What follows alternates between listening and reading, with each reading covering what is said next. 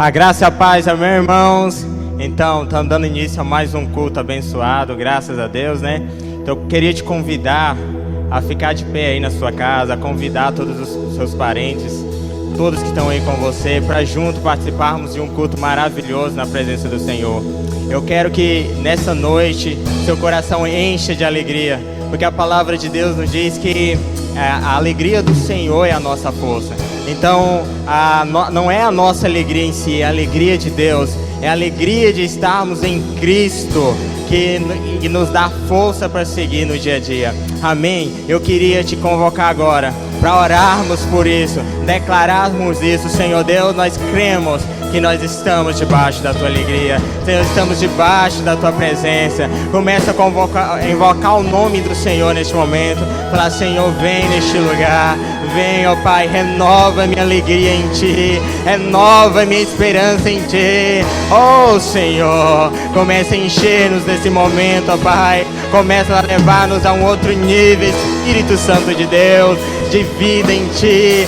Sim, ó Pai, ansiamos por mais em Ti e cremos que em estar em Ti são renovadas nossas forças. Estar em Ti, ó Pai, são renovadas nossa alegria. Sim, ó Pai, em nome de Jesus, em nome de Jesus. Sabe, olhando tudo que está acontecendo, se você parar para olhar, se você parar para observar tudo isso, você vai começar a entrar em desespero, depressão e medo. Mas a palavra do Senhor nos diz que o choro pode durar uma noite, mas a alegria vem pela manhã, porque a misericórdia do Senhor se renova a cada manhã. Amém? Eu quero que você deixe de olhar para a circunstância e comece a olhar para Cristo, para a verdade, porque a palavra dele diz que em Cristo somos mais que vencedores. E eu creio que esse momento é momento de declarar a verdade, que estamos inabaláveis em Cristo, que somos mais que vencedores nele, e que esse tempo vai passar e podemos dar glória a ele todo sempre. Amém? Erga a tua voz aí, declara isso: Senhor, em Ti eu sou guardado. Senhor, em Ti sou protegido. Oh, Espírito Santo de Deus, em nome de Jesus, declaramos essa verdade, Senhor. Estamos guardados na Sua presença. Sim, Espírito Santo de Deus, nós somos mais que vencedores em Cristo. Não olhamos para a circunstância, mas olhamos para a verdade de Cristo crucificado e ressurreto. Sim, Espírito Santo de Deus, cremos que estamos guardados, cremos que estamos protegidos, em nome de Jesus.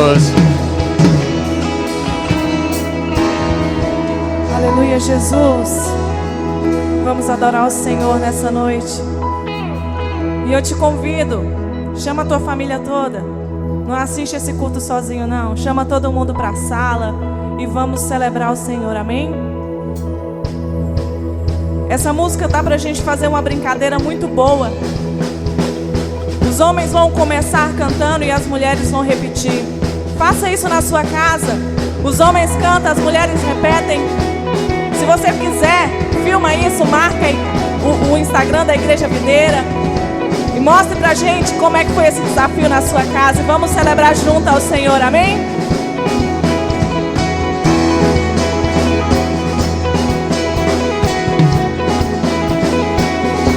Com força, diga assim, ó. Teu é o reino, Teu é o reino, Tua é a glória, Tua é a glória, Teu é o louvor, Teu é o louvor pra sempre. mais uma vez, diga bem forte. Teu é o reino, Teu é o reino, Tua é a glória, Tua é a glória, Teu é o louvor. Teu é o louvor pra sempre. Pra ensaiar foi muito bem. Agora você vai puxar a pessoa que está do seu lado aí na sua casa.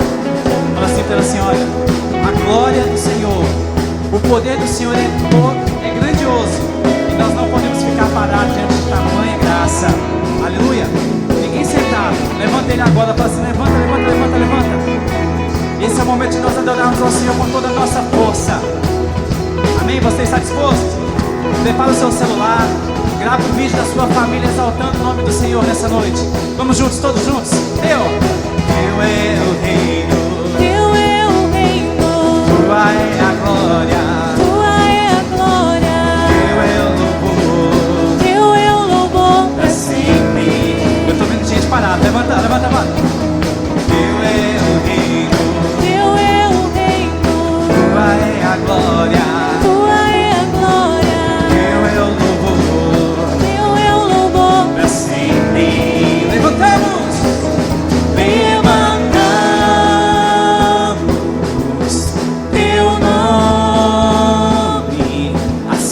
de tudo. Jesus, levantamos,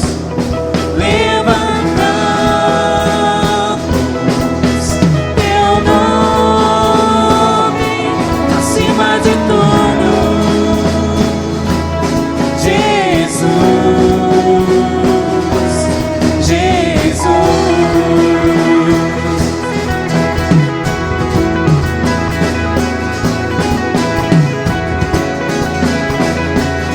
Vamos novamente. Teu é o reino. Teu é o reino. Teu é o reino. Tua é a glória. Tua é a glória. Teu é o louvor. Teu é o louvor. Pra sempre. Teu é o reino. Teu é o reino. Tua é a glória. Tua é a glória. Teu é o louvor. Teu é o louvor. Pra sempre. Levantamos,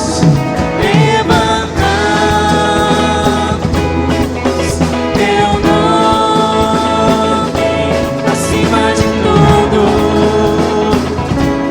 Jesus, levantamos,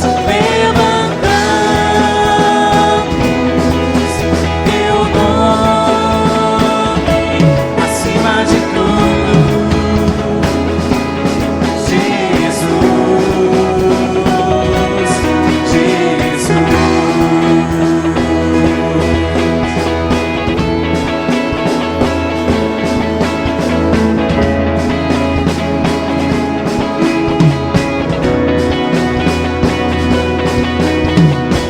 Aleluia, onde você está, coloca a sua mão sobre o seu coração. Neste momento eu gostaria que você fizesse algo ao Senhor, que você com sua voz, com todo o seu coração começasse a dizer a Ele aquilo que Ele é. Diga: Jesus, teu nome. Jesus, teu nome é lindo. Jesus, teu nome é santo. Outro igual não há. Diga a Ele: Jesus, teu nome é lindo. Teu nome é santo. Diga a Ele: outro igual não há. Erga a sua voz, diga isso a Ele mais uma vez. Jesus, teu nome é lindo. Jesus, Teu nome é santo. outro igual não há. Jesus, teu nome é lindo. Jesus, teu nome é santo. Ele é santo. Outro igual não há. Jesus, diga a Ele. Jesus, teu nome é lindo. Jesus, teu nome é santo. Outro igual não há. Levantamos, teu nome acima de tudo. Jesus, levantamos, teu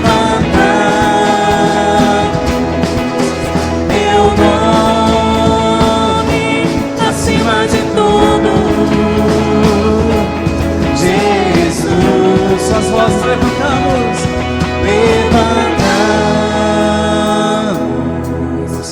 teu nome acima de tudo. Jesus, diga mais uma vez. Levantamos teu nome acima de tudo. Jesus, Jesus. Seja exaltado, Senhor. Seja engrandecido. Aleluia, Jesus. Ei, creia que o Senhor tem grandes coisas para fazer na tua vida. Ele não mudou. E as promessas dele permanecem para todos sempre. Ele é o mesmo, o Deus de amor, o Deus de imensa bondade. E Ele tem cuidado de você, Ele tem cuidado da sua casa. E creia, grandes coisas ainda vão acontecer na tua vida, em nome de Jesus. Aleluia, Senhor. Adore a Ele.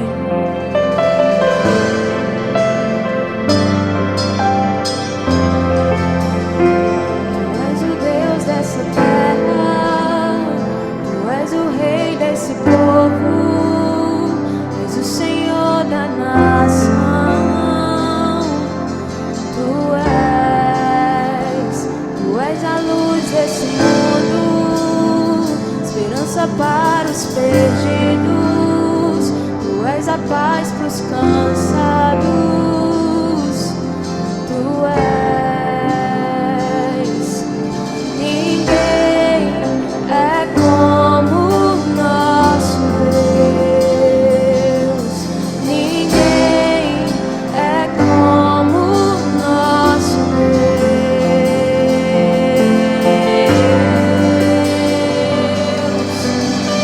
Grandes coisas estão por vir, grandes coisas vão acontecer nesse lugar.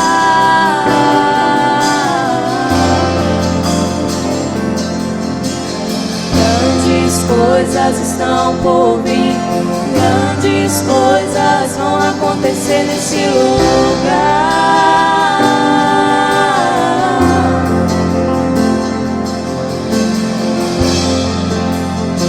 Tu és o Deus dessa terra, Tu és o Rei desse povo, és o Senhor da nação. Tu és a luz desse mundo, esperança para os perdidos. Tu és a paz para os cansados. Tu és. Ninguém é como o nosso Deus. Ninguém é como o nosso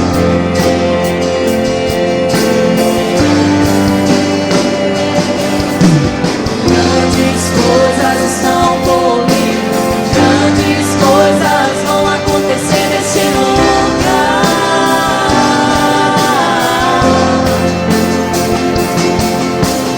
Grandes coisas estão por vir, grandes coisas vão acontecer nesse lugar.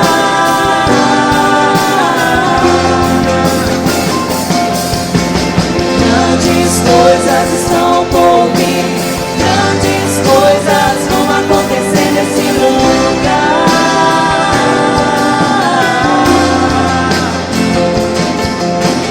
Grandes coisas estão por vir, grandes coisas vão acontecer aqui. Creia nisso. Creia que grandes coisas vão acontecer na tua vida, na tua casa, na tua família, nas tuas finanças. Grandes coisas estão por vir. Grandes coisas o Senhor tem para fazer na tua vida. Não deixa o medo, não deixa a ansiedade ser maior que a tua confiança no Senhor, pois Ele é grande e Ele é fiel. Diga: ninguém é como o nosso Deus, pois não há ninguém como Ele. Não há ninguém tão amoroso, não há ninguém tão bondoso, ninguém que cuida de ti como Ele. Aleluia, Senhor.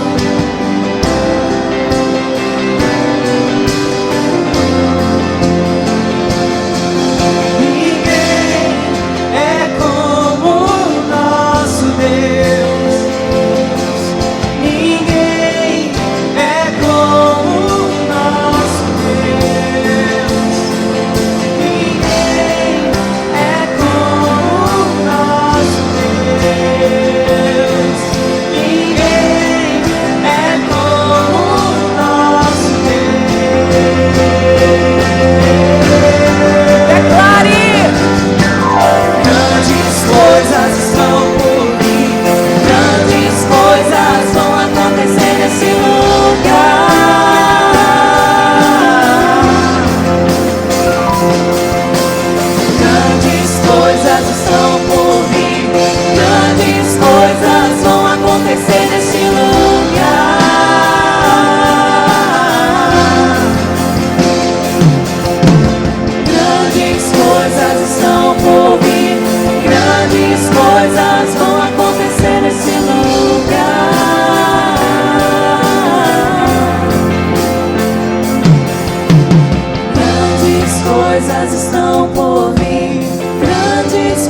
coisas vão acontecer aqui.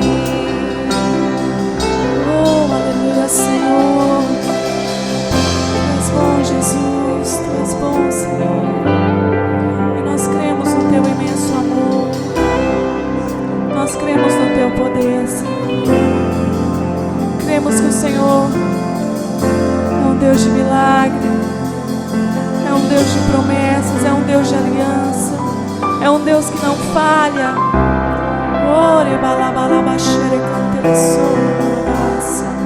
Adore ao Senhor, adore ao Senhor, se junte com a sua família e comece a orar ao Senhor, comece a adorar ao Senhor.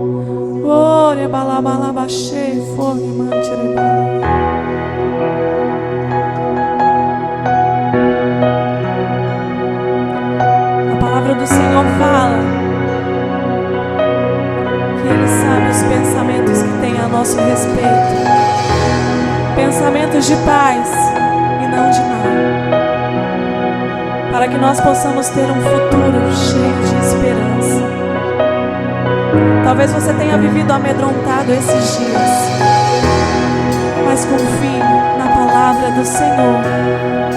O que Ele tem para você é vida em abundância. O que Ele tem para você é o melhor dessa terra. Eu sei que os dias são maus, mas creia, o Senhor Ele vai transformar a tua história. Aleluia, Jesus.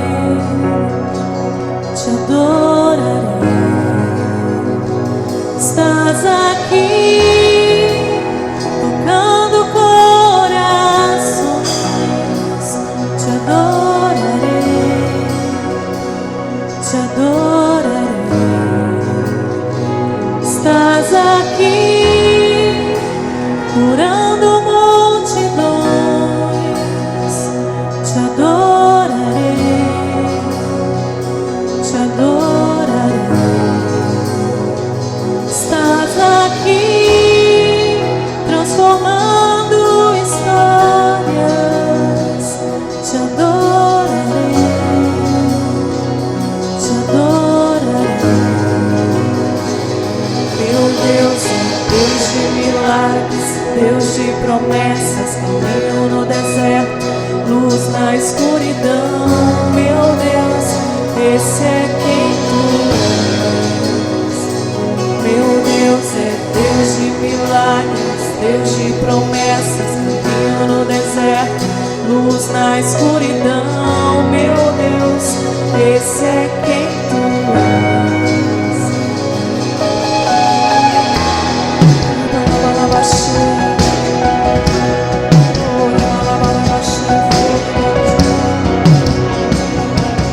Ele está aqui, Ele está aí, Ele tem olhado para você. Creia, creia nesse Deus poderoso.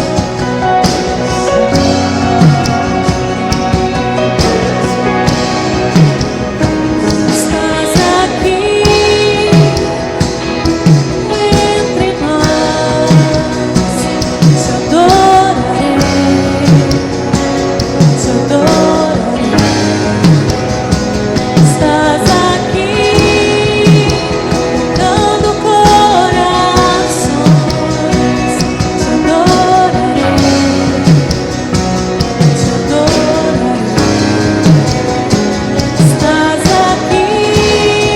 aqui curando multidões, te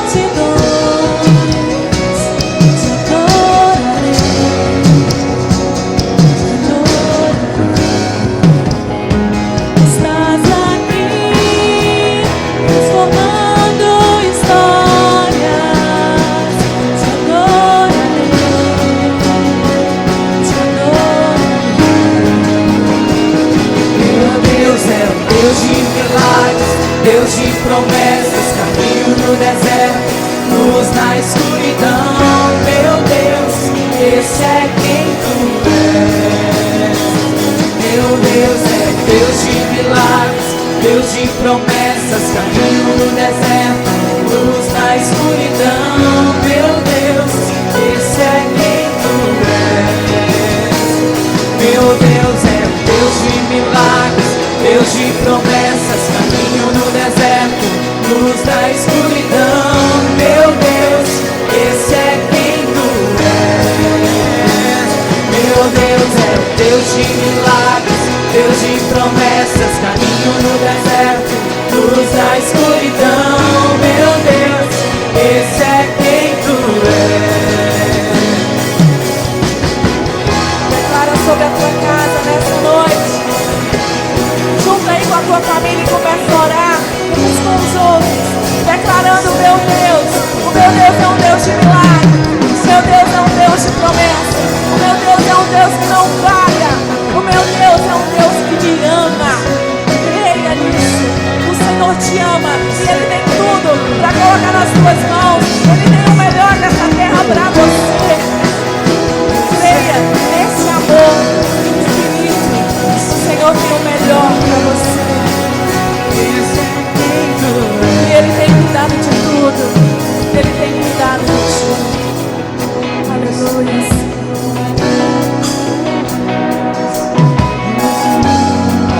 Senhor Jesus, oh Espírito Santo, convido você nesse momento aí na sua casa a fechar os seus olhos. Eu quero nesse momento orar com você para que você receba o toque do Espírito Santo. Feche os seus olhos, se levante, erga suas mãos para os céus. Não importa se você está assistindo isso no domingo ou em qualquer outro dia, o importante é que nesse momento você vai adorar ao Senhor. Oh Jesus, Pai, nós te adoramos, Senhor. Oh Espírito de Deus, Espírito Santo, enche, Senhor, enche os nossos corações. Oh Espírito Santo de Deus, Senhor, vá ao encontro agora dessa pessoa que está me ouvindo, Senhor. Pai, em nome de Jesus, enche essa casa, Senhor, enche os corações. Oh, rabababaxê, ei, carabababaxê. Oh, Senhor, é quem tu és. Nós adoramos, porque o Senhor é o Deus digno de adoração. É pelo que tu és, Senhor. Tu és, ó Deus, o Rei, o Pai, o Senhor dos Senhores, ó Deus. Oh, Espírito Santo. Deus de milagres, Deus de promessas, caminho no deserto, luz na escuridão. Meu Deus, esse é quem tu és. Meu Deus é Deus de milagres, Deus de promessas, caminho no deserto, luz na escuridão. Meu Deus, esse é quem tu és. Esse é quem tu és. Por um instante, com seus olhos fechados, você que está me ouvindo agora, talvez você esteja passando por um momento de ansiedade, de angústia. Você olha para os lados e não vê saída. Você se encontra numa situação difícil, talvez até desesperadora. Mas eu quero dizer para você, meu querido, Deus é contigo. Eu quero dizer para você, o Senhor, Ele tem provisão. O Senhor, Ele é a tua esperança, a tua força. Não confie no homem, não confie na economia, não confie nesse século. Confie no Senhor, confie no Senhor. Ele é a tua provisão, Ele é a tua provisão, Ele é o teu escudo, Ele é o teu alicerce. O Senhor te cobre com as tuas asas poderosas.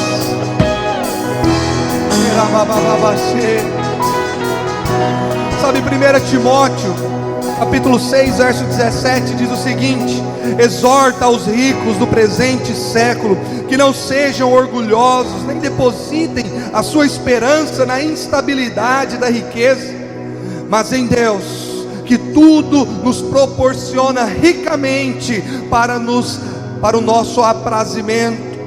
Sabe, muitas vezes ao ministrar essa palavra, né, de oferta e dízimos para a igreja, e nós falamos: olha, você não deve depositar a sua esperança na riqueza, porque talvez um dia venha uma crise, porque em algum momento ela vai te deixar na mão. E é interessante porque agora se cumpre tudo que nós falamos.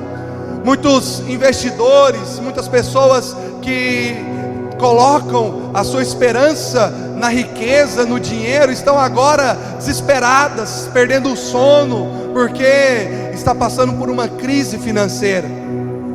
Sabe que o Senhor nos exorta aqui nessa noite, é que nós venhamos depositar a nossa esperança nele, porque o dinheiro, meu querido, ele vai e vem, o dinheiro ele é instável, mas o Senhor, o seu Deus e seu Pai, Ele não, Ele é estável, Ele é dono do ouro e da prata, e a Bíblia diz que Ele te dá tudo, simplesmente para o seu prazer. Já vi muitas pessoas falando: não, Deus só dá o básico. Não, o Senhor Ele te dá para você, mas Ele te dá em abundância, para que você possa abençoar outros. É o que o texto continua dizendo no verso 18, diz o seguinte: que pratiquem o bem, não sejam ricos apenas de dinheiro, mas que sejam ricos de boas obras, generosas em dar e prontos a repartir. Que nesses dias você pratique isso. Ah, pastor, eu estou passando por luta, eu estou passando por dificuldade. Ei, querido, esse é o teste de fé. Confie no Senhor. Acredite, existem pessoas que estão passando por coisas piores do que você. Eu desafio você nessa semana a ter uma atitude de generosidade, e você vai ver que dentro de você vai explodir uma paz, uma alegria, um gozo, porque essa é a vontade do Senhor, que nós venhamos confiar nele e que possamos ajudar os nossos irmãos, as pessoas que estão ao nosso redor nesse tempo de dificuldade. Deus abençoe a sua vida. E você que quer contribuir com a nossa igreja, nós vamos estar passando agora o número da conta para você poder depositar, fazer transferências, ou também você pode estar procurando a secretaria da igreja no horário comercial. Os pastores estarão ali prontos para te servir, para receber a sua oferta, o seu dízimo, para orar por você. E nós também estamos arrecadando cestas básicas para poder ajudar pessoas com necessidades, porque é isso que é ser um cristão em tempos de pandemia, em tempos de dificuldade, de calamidade como essa. Deus abençoe a sua vida, em nome de Jesus.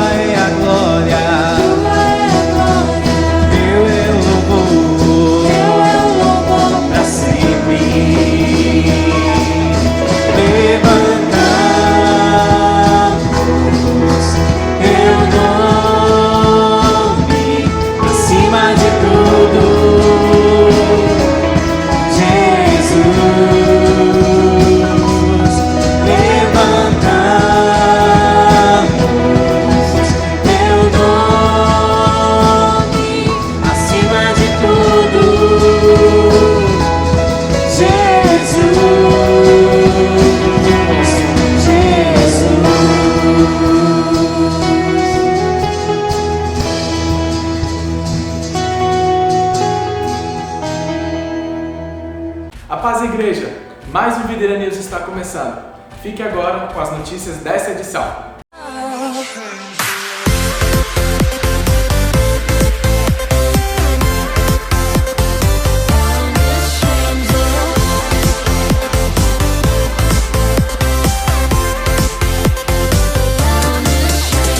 O nosso projeto Doe Amor continua.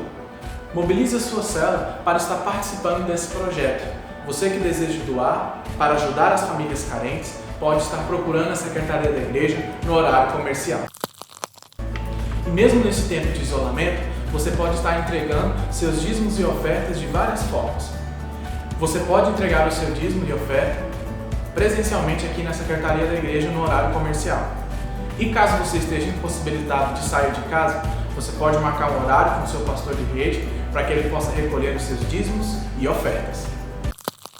A vida da igreja não para. Mesmo não podendo nos reunir presencialmente nos cultos e nas celas, nós estamos com uma programação online para edificar a sua vida.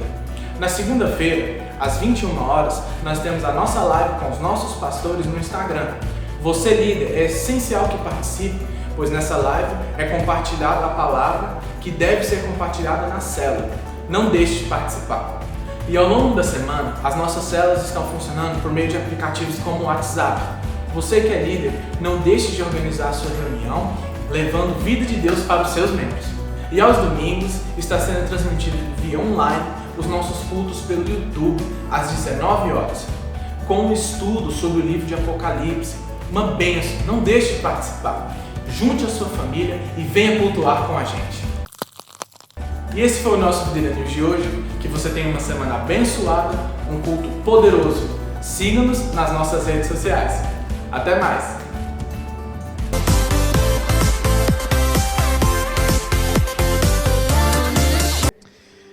Aleluia, a graça e a paz do Senhor Jesus, meus irmãos. É uma alegria estar aqui com você novamente. Estamos seguindo com os nossos cultos online.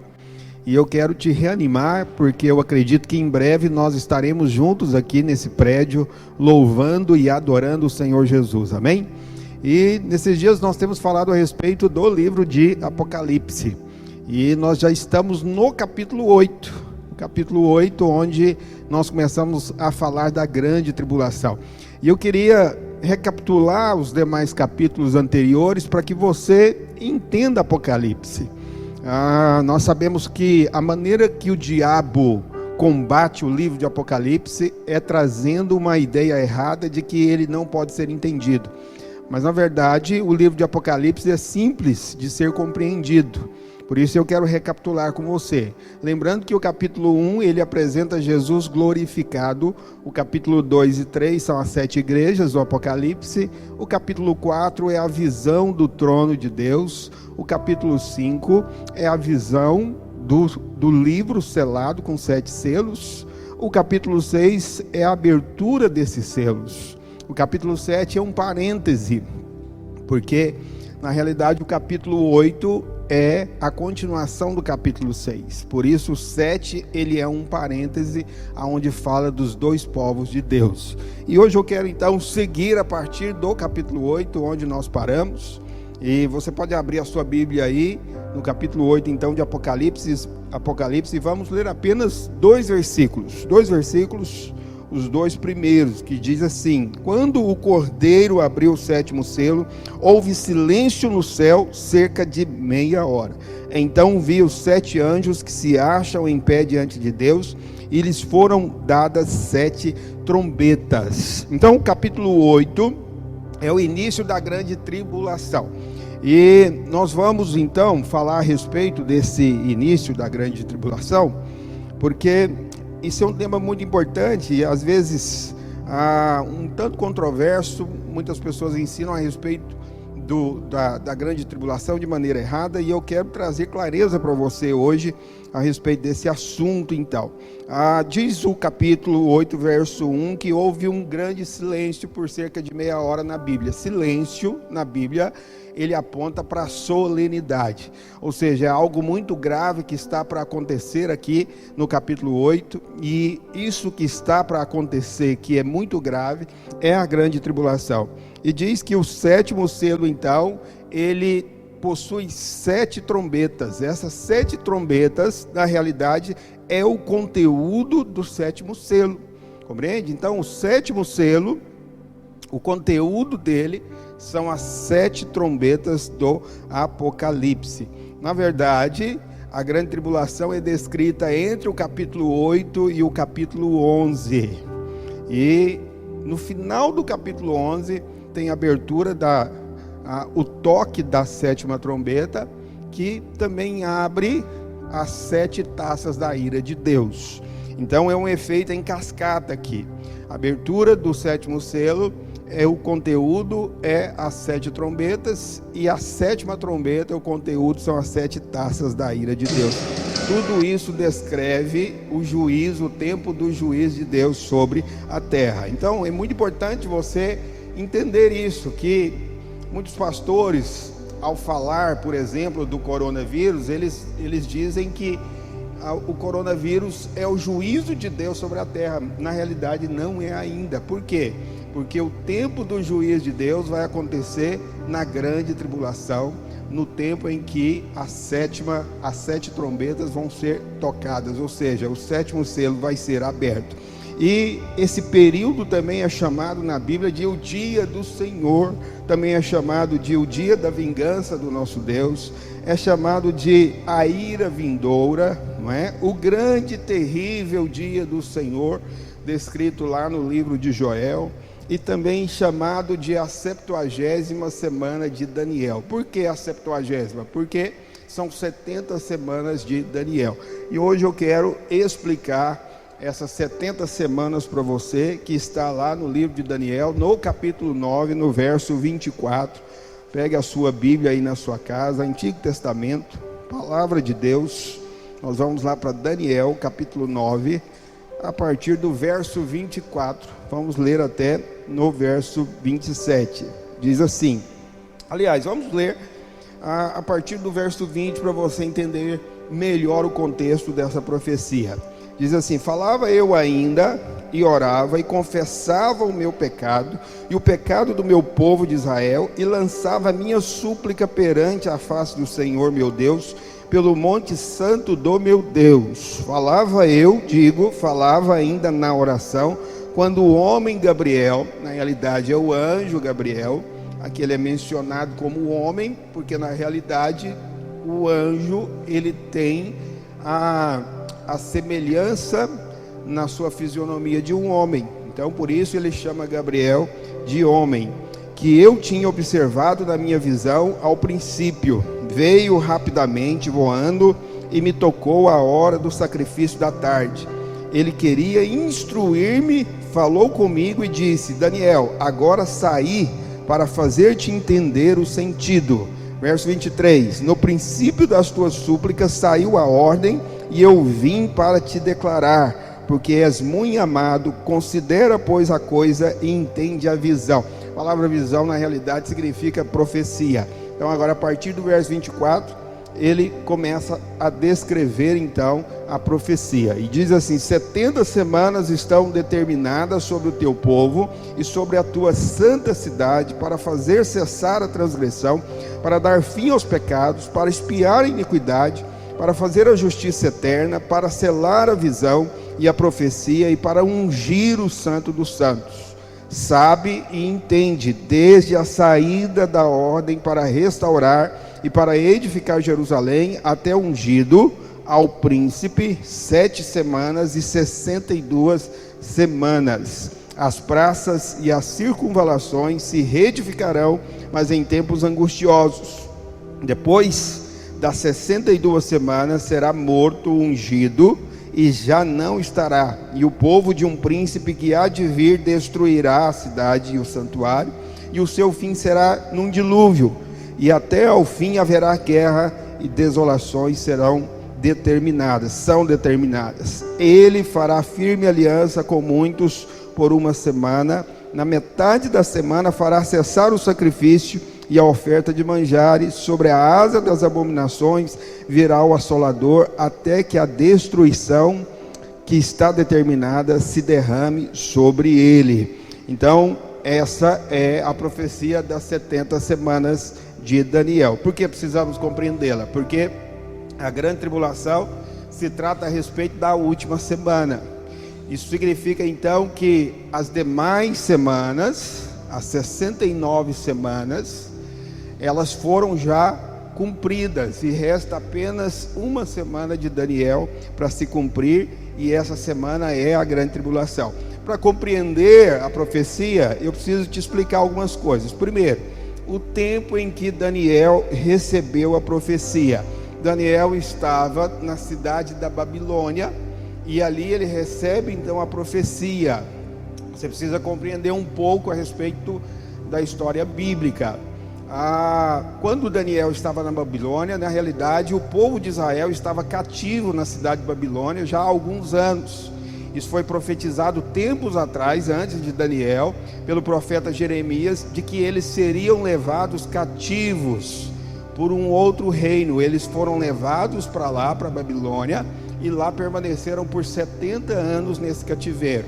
Durante esse cativeiro, Daniel recebe essa visão. Então, quando Daniel recebe essa visão, ele está recebendo uma visão para o futuro, de quando o povo iria retornar para Jerusalém, para reedificar a cidade e para restaurar o templo que havia sido destruído, quando eles foram levados cativos, então, para a Babilônia. Então, a primeira coisa é o tempo em que ele recebeu essa profecia. A segunda coisa, o texto diz que a profecia, ela trata a respeito do povo de Israel. Então a profecia trata a respeito do fim, mas o fim está relacionado então com o povo de Israel. Os teólogos dizem que Israel, consequentemente Jerusalém, que é a capital de Israel, eu sei que hoje a capital de Israel na realidade é Tel Aviv, mas por direito a capital de Israel, na realidade, é Jerusalém. Então, Jerusalém, dizem os teólogos, que ela é o relógio de Deus que aponta para o tempo do fim. Então, os acontecimentos que ocorrem em Jerusalém, eles tratam a respeito da profecia final, que é a grande tribulação. Outra coisa é que as 70 semanas não são semanas de dias, elas são semanas de anos. O povo de Israel tinha o costume de contar a sua vida por semanas de anos. Isso foi determinado até mesmo pelo Senhor. Está descrito lá em Levítico. Abra sua Bíblia lá para eu mostrar para você na Bíblia. Livro de Levítico, capítulo 25, verso de número 8. O Senhor dá uma ordem ao povo para que eles contem as semanas como semanas de anos. Capítulo 25, verso 8 diz: contará 7 semanas de anos, 7 vezes 7 anos, de maneira que os dias das 7 semanas de anos te serão 49 anos. Ou seja, 7 vezes 7 são 49, mas não são 49 dias, são 49 anos, porque são semanas de anos. Mas voltando então para a profecia de Daniel, são 70 semanas. Então, se você multiplica 70 vezes 7, você vai ter 490 anos. E para você entender a profecia, ela é dividida em 3 partes. É simples de entendê-la. Ela é dividida no próprio texto. O Senhor menciona essa divisão. A primeira parte dessa profecia, dessa divisão, que são 3 partes. A primeira parte, o Senhor diz lá que são 7 semanas.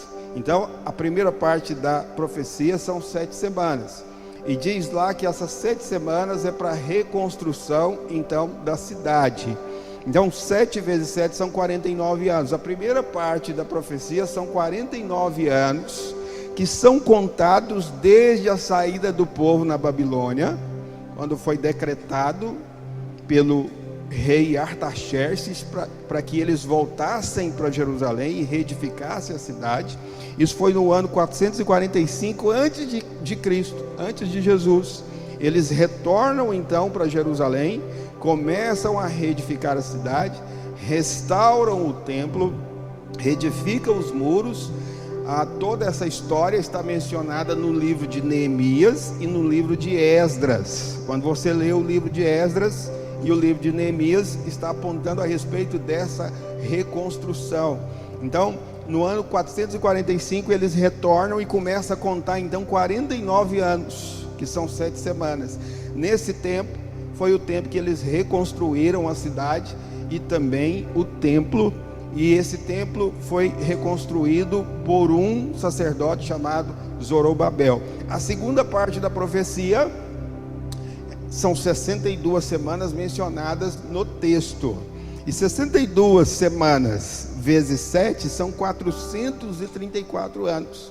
Então, depois de 49 anos, começa então mais 62 semanas o cumprimento da segunda parte da profecia. A partir do ano 396 a.C. até o ano 32 depois de Cristo, quando Jesus então é reconhecido uma única vez por parte da população em Jerusalém como sendo Messias. Isso está contado lá no livro de Lucas, capítulo 19, verso 37. Esse texto é muito importante você lê-lo e compreendê-lo, porque é um cumprimento de uma parte da profecia das 70 semanas de Daniel. Lucas capítulo 19, vamos abrir lá no verso 37. Verso 19, verso 37. Acompanhe na sua Bíblia aí. Diz assim: e quando se aproximava da descida do Monte das Oliveiras, toda a multidão dos discípulos passou jubilosa a louvar a Deus em alta voz, por todos os milagres que tinham visto, dizendo: bendito é o Rei que vem em nome do Senhor, paz no céu e glória nas maiores alturas. Ora, alguns dos fariseus lhe disseram, em meio à multidão: mestre, repreende os teus discípulos. Mas ele lhes respondeu: asseguro-vos que se eles se calarem, as próprias pedras clamarão. Por que Jesus disse isso? Porque era o cumprimento da segunda parte da profecia. Então você tem a primeira parte, 7 semanas, 49 anos, reconstrução de Jerusalém e também do templo. Depois 62 semanas, começa quando eles terminam a reconstrução do templo e começa uma contagem de 434 anos até quando Jesus é reconhecido como Messias nesse dia. E Jesus falou: olha, se eles calarem, as pedras vão clamar, porque a profecia está se cumprindo hoje, exatamente hoje, quando eu estou entrando em Jerusalém, sendo reconhecido como ungido, como o Messias. Então aqui se cumpriu 62 semanas. Então você soma 62 mais 7, nós temos o cumprimento de 69 semanas no dia em que Jesus foi reconhecido como Messias. Então nos resta apenas uma semana. E se são semanas de anos, só resta então 7 anos para o cumprimento de toda essa profecia. Pastor, mas então, por que não cumpriu ainda todas as 70 semanas? Por que falta uma? Porque na realidade, o que ocorreu é que houve uma suspensão do cumprimento dessa profecia. Houve uma suspensão. Isso é chamado na teologia de hiato profético. A palavra hiato significa intervalo. Então houve um intervalo entre a 69, né, 69ª, e a 70ª, há um intervalo. Que intervalo é esse? Esse intervalo é chamado de a dispensação da graça. É o tempo do qual nós estamos vivendo. Eu não sei se você sabe, mas há 7 dispensações que são contadas da maneira como Deus trata o homem no tempo. Essas 7 dispensações, elas começaram lá no Jardim do Éden com Adão. A primeira dispensação é chamada de dispensação da inocência. A segunda é chamada de consciência. A terceira é chamada de governo humano. A quarta é chamada de promessa. A quinta é a dispensação da lei. E a sexta é a dispensação da graça. Pastor, qual é a 7ª e última dispensação? É a dispensação do reino milenar. Então, há um hiato profético entre a 5ª e a 7ª dispensação. E esse hiato profético é a dispensação da graça. É o tempo que nós estamos vivendo. E é interessante porque no final de cada dispensação sempre tem um juízo da parte de Deus. Então, no final da dispensação da lei, houve um juízo. Qual foi o juízo? A morte de Jesus na cruz. Uma vez que ele morreu, ele ressuscitou Iniciou-se então a sexta dispensação, e no final dessa sexta dispensação, que é a graça, haverá um juízo também da parte de Deus. Que juízo é esse? É a grande tribulação. É a última semana das 70 semanas de Daniel. E aqui eu quero falar algo interessante para você, porque quando Jesus veio, Jesus pregou o evangelho do reino, não é? E você percebe Jesus nos evangelhos sempre falando do reino. Jesus, ele não falou propriamente da graça, ele falou do reino, porque quando ele veio primeiro para pregar para o judeu, para que o judeu o recebesse como rei, que é o que ocorreu aqui em Lucas 19. Mas uma vez que esses judeus não o receberam como rei, o evangelho foi levado para o povo gentio, e agora ele se tornou o evangelho da graça. Por isso hoje nós somos chamados não para pregar o evangelho do rei, nós somos chamados para pregar o evangelho da graça. Quando é que o evangelho do reino vai ser novamente pregado? Na grande tribulação. Ele será pregado então pelos 144 mil selados, do qual eu falei para você no culto passado. Então essa é a interpretação então das 70 semanas de Daniel. Essa última semana é a grande tribulação, que ainda está por vir e para se cumprir então toda a profecia. E quando nós lemos lá então em Daniel capítulo 9, nós vemos que no último versículo que lemos, diz que o anticristo, na metade da última semana, ele vai entrar no templo em Jerusalém e vai quebrar a aliança da qual ele mesmo vai fazer com o povo judeu. Então significa que há uma divisão nessa última semana. Ela é dividida em duas partes. A primeira parte são 3 anos e meio, e a segunda parte também 3 anos e meio, completando 7 anos. É por essa razão que em Apocalipse menciona a respeito da grande tribulação, sendo um período de 3 anos e meio. A grande tribulação, na realidade, é a segunda parte da última semana de Daniel. São os últimos 3 anos e meio. Então vamos lá para Apocalipse, no capítulo 12.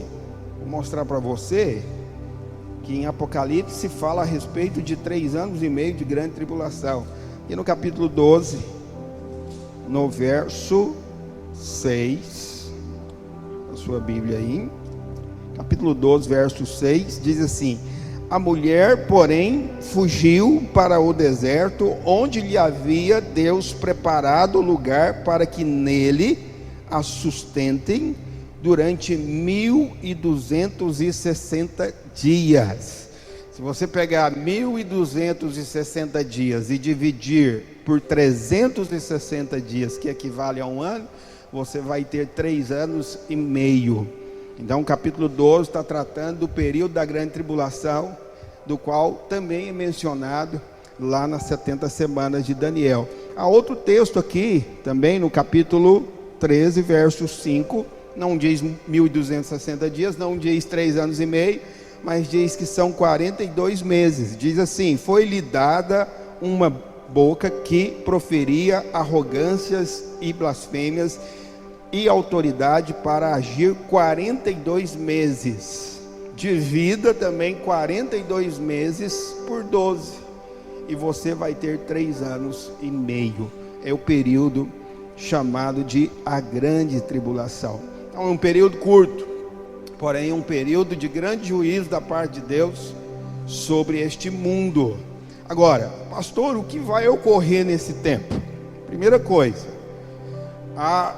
esses 7 anos da grande tribulação, que é a última semana das 70 semanas de Daniel, ele está entre 2 eventos que você precisa entender.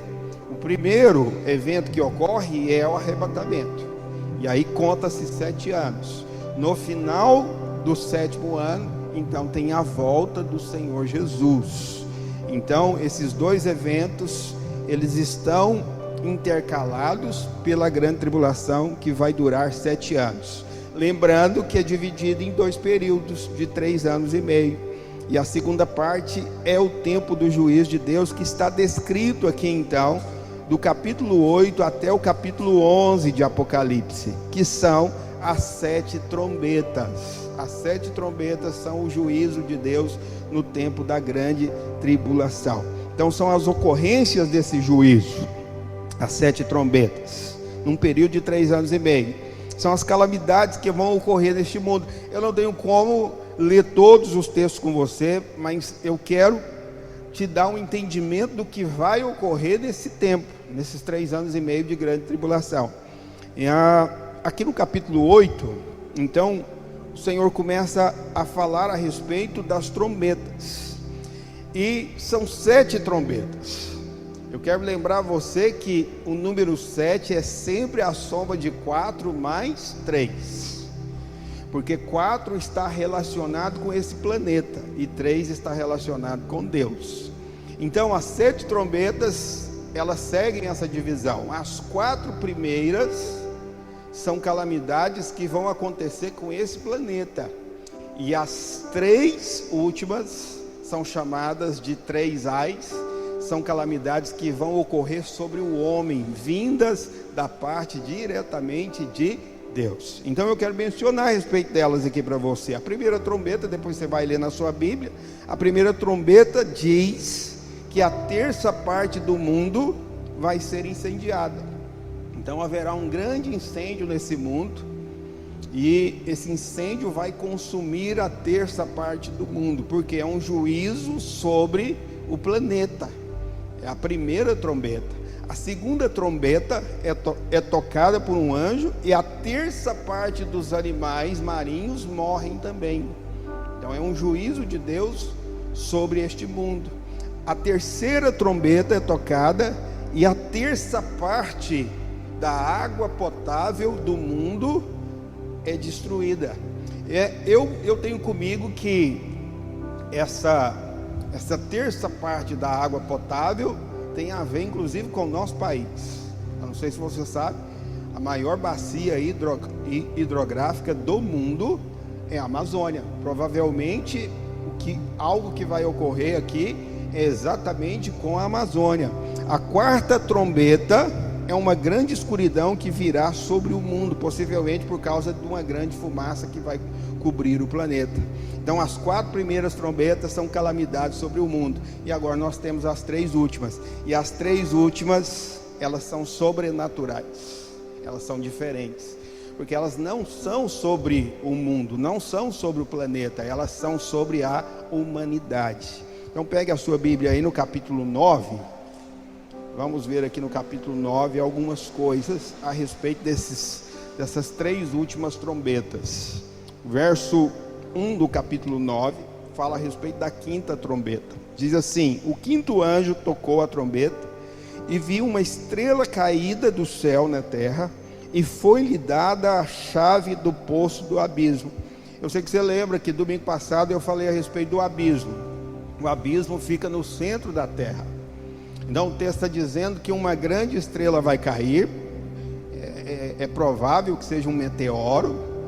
Um meteoro vai cair sobre a terra e abrirá a terra de tal modo que o abismo vai ser exposto para esse mundo.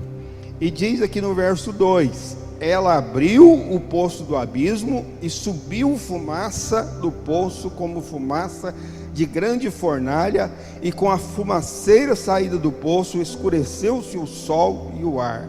Verso 3: também da fumaça saíram gafanhotos para a terra, e foi-lhes dado poder, como o que tem os escorpiões da terra, e foi-lhes dito que não causasse dano à erva da terra, nem a qualquer coisa verde, nem a árvore alguma, e tão somente aos homens que não têm o selo de Deus sobre a fronte. Então, olha para cá, presta bastante atenção. Você veja que na quinta trombeta, a ordem é que não é para tocar no planeta. A ordem é para que aquilo que saiu do abismo venha tocar na humanidade.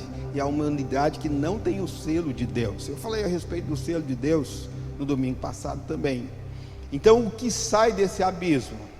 O que sai desse abismo? Lá no verso 11 do capítulo 9 diz assim: e tinha sobre eles como seu rei o anjo do abismo, cujo nome em hebraico é Abaddon e em grego Apolion.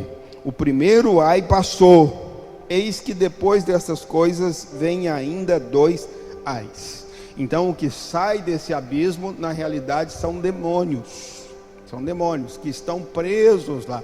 A Bíblia diz lá em Judas que existem demônios que estão presos desde a antiguidade e que estão lá presos para serem soltos exatamente aqui no capítulo 9 de Apocalipse, na 5ª trombeta. São demônios que vão ferir a humanidade, é algo sobrenatural. Então a 5ª trombeta são demônios que virão do abismo e atacarão os homens na face da terra. A 6ª trombeta aponta para a morte da 3ª parte da humanidade. Então eu não sei definir quantas pessoas tem no mundo hoje, mas se eu não estou enganado, são mais de 7 bilhões de pessoas. A Bíblia diz então que na 6ª trombeta, a 3ª parte dessa humanidade vai morrer. Mais de 2 bilhões de pessoas vão morrer nesse espaço de tempo de 3 anos e meio, chamado a grande tribulação. Serão demônios que vão matar essas pessoas. Eu sei que há a interpretação de que esses demônios vão usar pessoas, mas o fato é que é algo sobrenatural. E a 7ª trombeta é o derramar das 7 taças da ira de Deus, que vão ocorrer no final da grande tribulação. Elas estão mencionadas no capítulo 15 e no capítulo 16 de Apocalipse. Eu não tenho como falar a respeito delas para você, senão nós vamos seguir o ano todo. Então, essa é a descrição, basicamente, do que vai ocorrer no tempo da grande tribulação. Por isso é tão importante você ser um vencedor, meu querido. Entenda que ser vencedor é não passar pelo tempo da grande tribulação desse mundo. Entende? É muito importante que você tenha uma vida de zelo, uma vida de fidelidade, para que você seja arrebatado. Quem será arrebatado, pastor? Os vencedores. Os vencedores é quem serão arrebatados. Ademais, a parte restante da igreja vai permanecer para esse tempo chamado de grande tribulação. No próximo domingo eu vou falar mais a respeito dessa situação. Existem 3 evidências da volta de Jesus. Talvez você está questionando, pastor, quando vai ocorrer então a grande tribulação? Quando? Está perto? Está longe? A volta de Jesus se aproxima? Podemos ficar tranquilos ou não? Eu digo que existem 3 evidências da volta de Jesus. Não há como definir propriamente o dia do arrebatamento, mas o dia da volta de Jesus nós temos como definir. Por quê? Porque depois do arrebatamento são 7 anos de grande tribulação. Então 7 anos depois do arrebatamento acontece a volta de Jesus, a volta propriamente dita, a segunda vinda.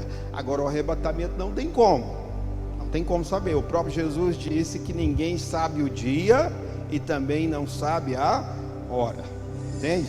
Mas Jesus disse que nós podemos entender os tempos, nós podemos compreender quando se aproxima o tempo do fim, entende? Por isso que lá os discípulos questionaram para Jesus: Senhor, quando vai suceder essas coisas? Quando chegará o tempo do fim? Então eu digo que existem 3 evidências da volta de Jesus. A primeira evidência, não é de que está próximo, de que está perto, está lá em Mateus 24, no verso 32. Vamos para Mateus, capítulo 24, verso 32.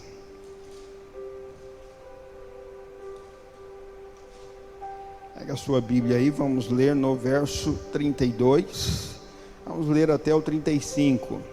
Jesus, respondendo ao questionamento dos discípulos, ele disse assim: aprendei, pois, a parábola da figueira. Quando já os seus ramos se renovam e as folhas brotam, sabeis que está próximo o verão.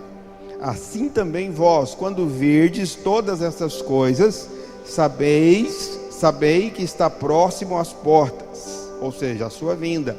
Em verdade vos digo que não passará esta geração sem que tudo isto aconteça. Vamos parar por aqui. Então, primeiro sinal de que está próxima a vinda do Senhor.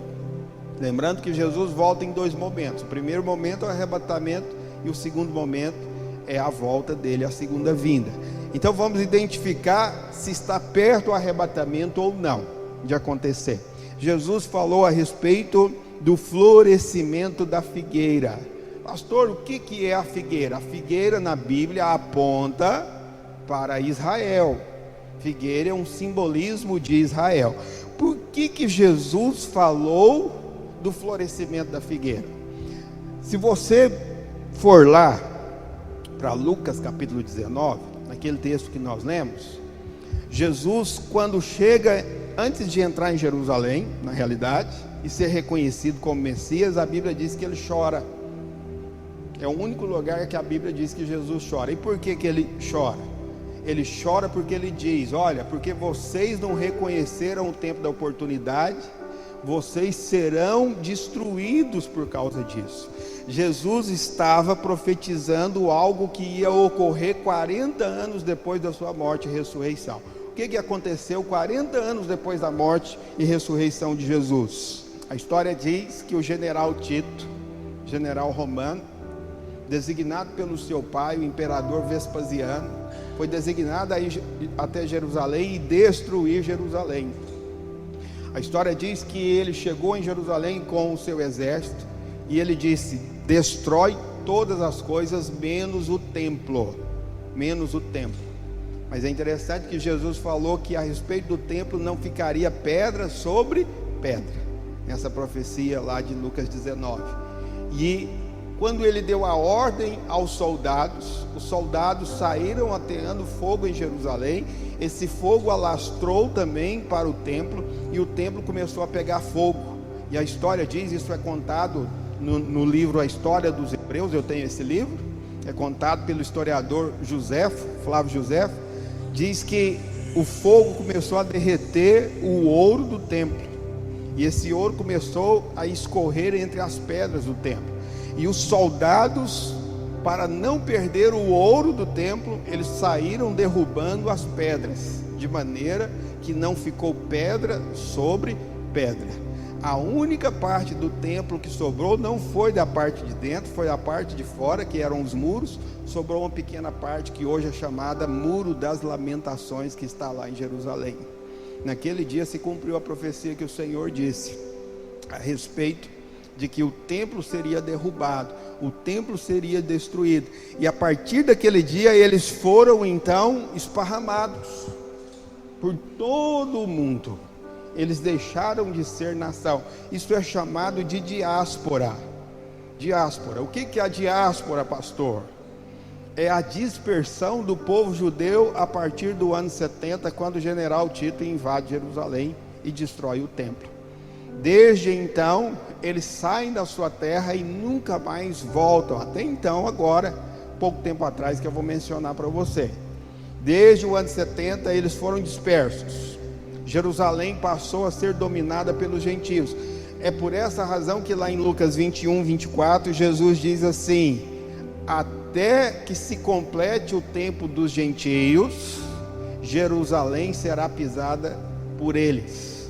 Desde o ano 70, Jerusalém vinha sendo dominada pelo povo gentio.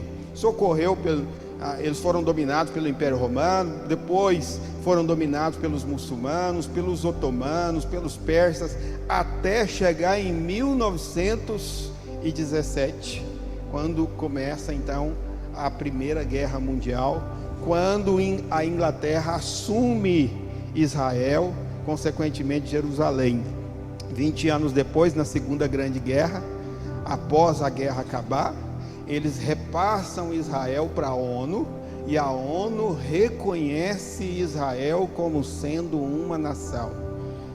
Então, Israel volta a ser nação em 1948. Bom, deixa eu te dizer algo. Hoje é dia 14 de maio. É 14 de maio hoje? Não é? É 14 de maio. Nós estamos gravando o culto aqui. E quando que isso? Hoje é 15? Então foi ontem. Foi ontem.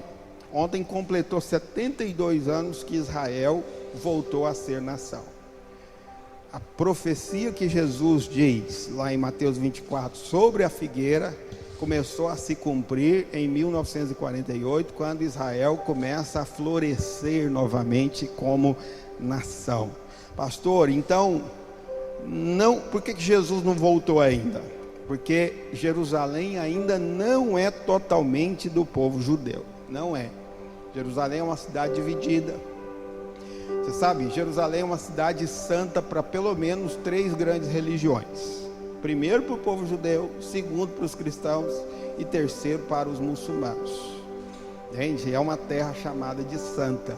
E há muitas lutas e disputas por causa daquela cidade.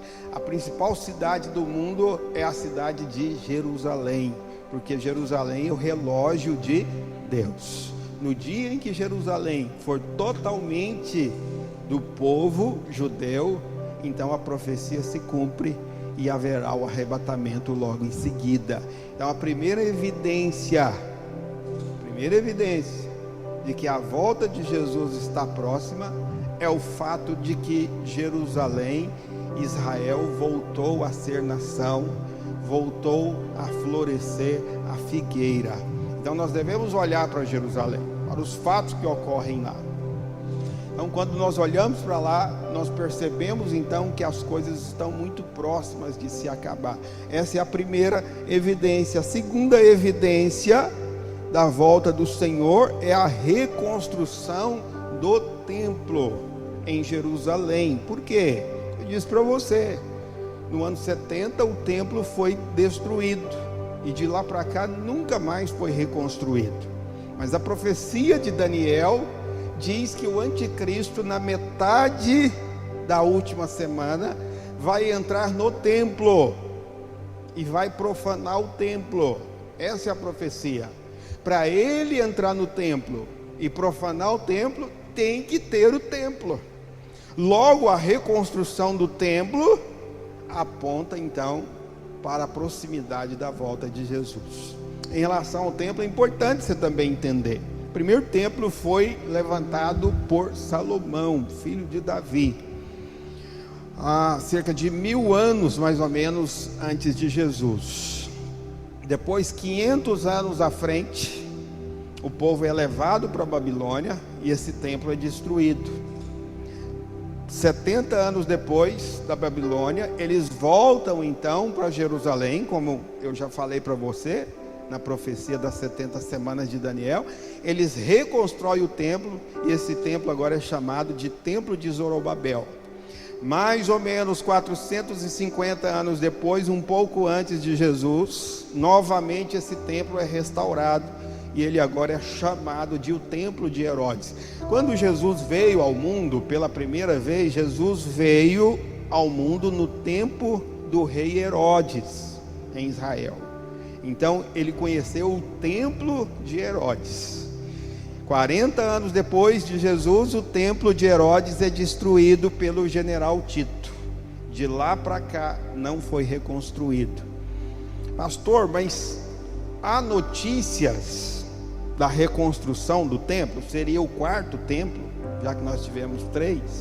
Há notícias? Deixa eu te falar algo. Na realidade já existem alguns anos que vem sendo noticiado de que o templo está prestes a ser reconstruído. Só que há um problema, um grande problema. E qual que é o problema? Por volta do ano 691, quando os muçulmanos dominaram Jerusalém, eles construíram uma das suas principais mesquitas. Os muçulmanos têm 3 mesquitas sagradas. Uma delas foi construída em Jerusalém, no lugar aonde existia o templo. Essa mesquita é chamada de o Domo da Rocha. Domo da Rocha significa a cúpula da rocha. É um dos lugares mais sagrados para os muçulmanos. Para acontecer a reconstrução do muro, tem que tirar a mesquita. Mas isso é um grande problema, porque haverá certamente uma grande guerra entre muçulmanos e judeus, por conta desse pedaço de terra, que foi aonde Abraão ofereceu Isaac, no Monte Moriá, exatamente nesse local. Então, para haver a reconstrução do templo, tem que ter a remoção do domo da rocha. Por isso, possivelmente, a aliança que o anticristo vai fazer com o povo judeu, mencionada lá em Daniel, no capítulo 9, ela envolve a retirada do domo da rocha para a reconstrução do templo. Agora, há notícias dessa reconstrução. Eu me lembro do ano passado. O ano passado, nosso presidente, ele esteve em Jerusalém, em Israel, por volta do mês de abril. Você pode pesquisar na internet a respeito disso. E o nosso presidente assinou um termo de concordância para que o templo seja reconstruído. Não só ele assinou isso, muitas autoridades do mundo já têm assinado, inclusive o presidente Donald Trump dos Estados Unidos já assinou que ele concorda que o templo tem que ser reconstruído. O próprio presidente Donald Trump já passou a embaixada dos Estados Unidos para Jerusalém. Também o nosso presidente já afirmou isso, que concorda que a embaixada saia de Tel Aviv e vá para Jerusalém. Tudo isso são profecias que estão se cumprindo aos nossos olhos, diante dos nossos olhos. Então tem que haver a reconstrução do templo para que o anticristo entre lá e profane esse templo. É a segunda evidência de que a volta do Senhor está muito próxima. A primeira é a figueira, é a nação de Israel ter brotado e vem florescendo desde 1948. Cada tempo que tem passado desde 48, Israel tem tomado espaços que pertencem a eles. A guerra entre judeus e palestinos se trata a respeito disso, do terreno que na realidade é a herança de Israel. Quando eles tomarem posse desse terreno, então significa que o arrebatamento está prestes a ocorrer. E também as notícias a respeito da reconstrução do templo. E em terceiro lugar, a terceira evidência é aquilo que nós chamamos de o governo mundial. Haverá um governo mundial onde o anticristo vai governar a partir desse governo mundial. Nós já temos notícias a respeito disso, né? Já vemos um forte movimento por conta do coronavírus, de que há uma grande necessidade que o mundo hoje tenha um único governo. Essa semana eu estava vendo duas entrevistas. A primeira entrevista com o ex-governador Geraldo Alckmin, e ele dizendo que acha que mais do que nunca há uma necessidade de se haver um governo mundial. A segunda entrevista eu vi com o ex-presidente Lula. Ele menciona esse fato também, de que ele concorda de que tem que haver um governo mundial a partir de agora. Isso também foi mencionado por Gordon Banks, ex-primeiro-ministro da Inglaterra. Isso foi mencionado pelo jornal El País esses dias. Então o que vem ocorrendo hoje a respeito do coronavírus é uma celeridade a respeito desses fatos, que culmina no arrebatamento, com a grande tribulação e com a volta do Senhor Jesus. São três evidências a respeito disso. Eu quero chamar os irmãos do louvor e eu quero pedir para você aí na sua casa, para você ficar de pé, aqui eu venha orar com você, para que nesses dias o Espírito Santo venha incendiar o seu coração, para você ser um vencedor, porque o anseio do nosso coração deve ser o anseio de ser arrebatado. Nós somos a noiva que está esperando pelo noivo. Apocalipse diz isso: o Espírito e a noiva dizem vem. Esse é o anseio da igreja. Mas eu digo para você, nem toda a igreja está preocupada com a vinda de Jesus. Cada ano que passa, nós vemos que as igrejas estão mais preocupadas com este mundo do que com o reino que há de vir. Mas é por isso que no slogan da nossa visão está escrito assim: nosso encargo é edificar uma igreja de vencedores. Porque vencedores é a parte da igreja que é a noiva apaixonada, que anseia pela vinda do noivo. Você sabe, o casamento do judeu antigamente, ele era feito da seguinte maneira: quando se decretava o noivado, se diz na tradição judaica que o noivo, ele ia preparar uma morada para depois do casamento. Você sabe, Jesus disse: olha, não fiquem tristes. Ele disse para os discípulos: eu vou, mas eu vou preparar morada para vocês. Então o noivo ia e construía um lugar para receber a noiva. Esse lugar, diz a tradição, que era um lugar na própria casa do pai do noivo, de modo que quando alguém questionava para o noivo quando era o dia do casamento, o noivo dizia: olha, eu não sei o dia e não sei a hora, quem sabe é o meu pai. Ele respondia dessa maneira. O próprio Jesus disse isso. Ele disse: o dia e a hora ninguém sabe senão o pai. Era por causa dessa tradição, entende? Também se diz que naquele período em que o noivo estava construindo a morada, a noiva tinha que se preparar, ela tinha que se consagrar, porque a qualquer hora, sem aviso, o noivo viria buscá-la. Na verdade, ela era raptada, ela era roubada e levada pelo noivo, para que pudesse acontecer o casamento. Isso aponta para nós, igreja. Nós devemos ser a noiva que se consagra.